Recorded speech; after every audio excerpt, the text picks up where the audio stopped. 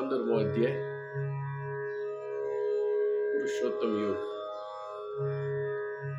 એનો જે પહેલો શ્લોક છે એ આ રીતે ગાવાનો છે. આમ 2 લીટીમાં છે, એના 4 ભાગ થશે ટોટલ.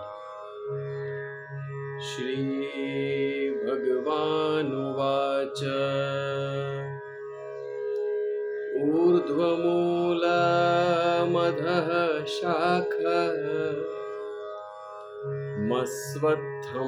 પ્રાહુરવ્યયम् છંદાસि યસ્ય પર્ણાનિ યસ્तं વેદ સ વેદવિદ.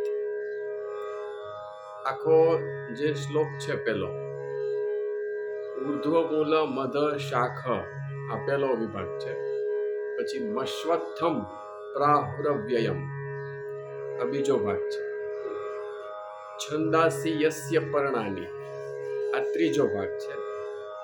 અને યસ્તમ વેદસ વેદવિદ, આ ચોથો ભાગ છે. કુલ 4 ભાગમાં શ્લોકની જે 2 લીટી છે એ વહેંચાયેલી છે. ગવાય છે કઈ રીતે, ફરી એકવાર કહી દો. ઊર્ધ્વમૂલમધઃ શાખ મસ્વત્થં પ્રાહુરવ્યયમ છંદાસી યસ્ય પર્ણાનિ યસ્તં વેદ સ વેદવિદ. તો આ રીતે